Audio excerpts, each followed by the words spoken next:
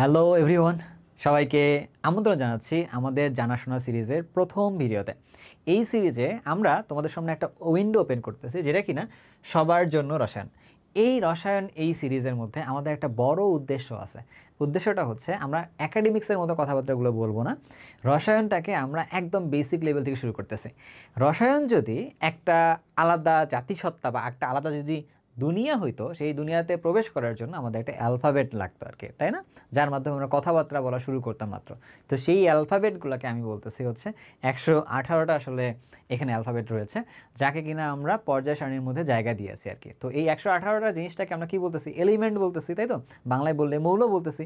আমরা আমাদের এই সিরিজের মধ্যে 118টা মৌল সম্পর্কেই জানবো, অ্যান্ড এগুলো জানার সময় আমরা একাডেমিক্সে কিছু নলেজ রাখবো। পাশাপাশি আমরা দৈনন্দিন জীবনের সাথে প্রত্যেকটা জিনিসের সাথে এই মৌলগুলো কীভাবে কানেক্টেড থাকে এইটা আসলে লিঙ্ক আপ করার চেষ্টা করবো আর কি।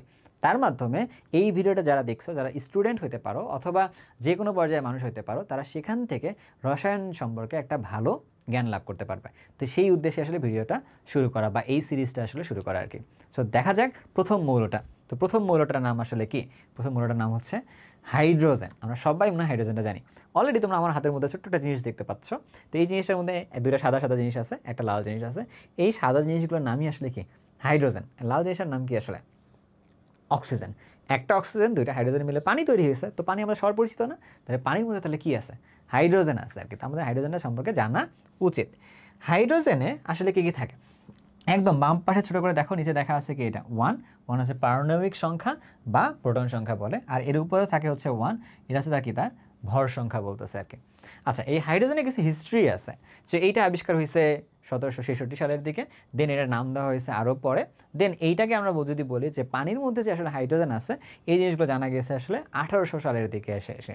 তো সেখানে কি হয়? পানির মধ্যে হাইড্রোজেন আছে। আমরা অলরেডি এখন জানতেছি একটা পানির অণুর মধ্যে দুইটা হাইড্রোজেন পরমাণু থাকে আর কি। এইটা একটা থাকে আর কি, তাই তো?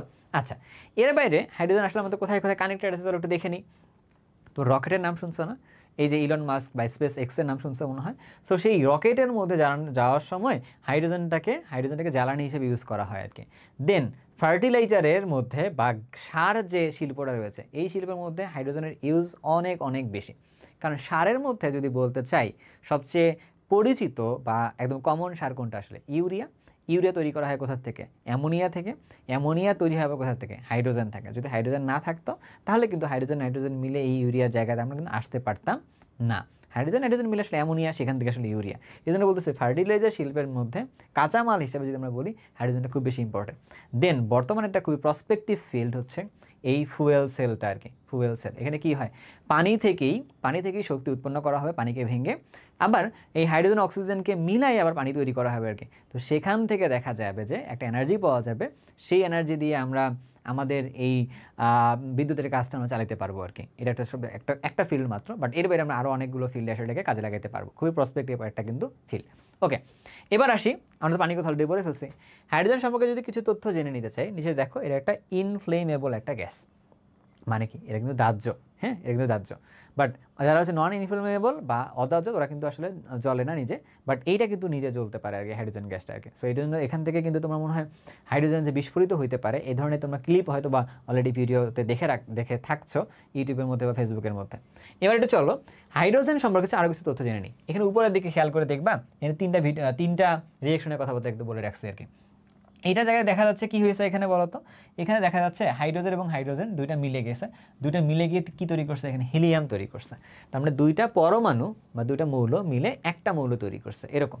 আর নিচের দিকে খেয়াল করে দেখো, এই জায়গায় এই জায়গায় যে দুইটা ভিন্ন ভিন্ন যৌগ মিলে একটা যৌগ কিন্তু তারা গিয়ে তৈরি করছে আর কি। এই যে নিচের যে বিক্রিয়াগুলো লিখছে না, এই বিক্রিয়াগুলোকে আমরা কি বলতেছি? এই বিক্রিয়াগুলোর নাম আমরা বলতেছি হচ্ছে রাসায়নিক বিক্রিয়া। এই বিক্রিয়াগুলোর নাম বলা হয় কি আসলে? রাসায়নিক বিক্রিয়া বলা হয় আর কি। আর এইটাকে যেটা বলা হয়, এই বিক্রিয়াটাকে বলা হয় হলো নিউক্লিয়ার বিক্রিয়া বলে। কি বিক্রিয়া বলে? নিউক্লিয়ার বিক্রিয়া বলে। তাহলে হাইড্রোজেন আসলে কি বিক্রিয়া দেয়? দুই ধরনের বিক্রিয়াই দেয়। নিউক্লিয়ার বিক্রিয়া দেয়, আবার কি বিক্রিয়া দেয়? রাসায়নিক বিক্রিয়ার মধ্যেও দিয়ে থাকে। নিউক্লিয় বিক্রিয়াতে কী হয়, হাইড্রোজেন হাইড্রোজেন দিয়ে হিলিয়াম তৈরি করছে। আর রাসায়নিক বিক্রিয়ার মধ্যে গিয়ে দেখতেছি নাইট্রোজেন হাইড্রোজেন মিলে অ্যামোনিয়া তৈরি করছে, যেটা আমি একটু আগে বলে আসছি। আবার দেখা যাচ্ছে এই C2H2 যেটা আমি ইথাইন বলতেছে, তার সাথে হাইড্রোজেন মিলে গিয়ে আবার কি তৈরি করতেছে, এখানে ইথেন গ্যাসও তৈরি করতে পারে আর কি। সো আমাদের যেহেতু অ্যাকাডেমিক্সের দিকে ফুল ফোকাস আমরা দিচ্ছি না, বাট এই ভিডিওগুলোর থেকে তুমি চাইলে কি করতে পারো, তোমার পরীক্ষায় আসার মতো কিছু তথ্য এখান থেকে কালেক্ট করে নিতে পারো। পাশাপাশি আমি বেশি ফোকাস দিচ্ছি যারা কিনা রসায়নটাকে একদম বেসিক লেভেল থেকে শিখতে চাই, তারা এই ছোটোখাটো তথ্যগুলো একটু মনে রাখতে পারে আর কি। তো মনে রাখবো আমরা হাইড্রোজেনকে কিসের মাধ্যমে, পানির মধ্যে হাইড্রোজেন পাই 2টা, এভাবে মনে রাখবো। আর হাইড্রোজেন আসলে কি বিক্রিয়া দেয় না দেয় একটু হালকা পাতলা এই তথ্যগুলো একটু মনে রাখবো আর কি। তো আজকের ভিডিওতে আমরা হাইড্রোজেন নিয়ে আলোচনা করা শেষ, জানাশোনা পর্বের প্রথম পর্বটা শেষ। পরের পর্বে আমরা আলোচনা করব আসলে হিলিয়াম নিয়ে আর কি। সেখানে গিয়ে আমরা আরও ডিটেলসে গিয়ে দেখব যে হিলিয়াম কী, সেখানে কীভাবে আমাদেরকে মনে রাখতে পারি আর কি। সো আজকে এই পর্যন্ত, সবাই ভালো থাকবেন, সুস্থ থাকবেন, আল্লাহ হাফেজ।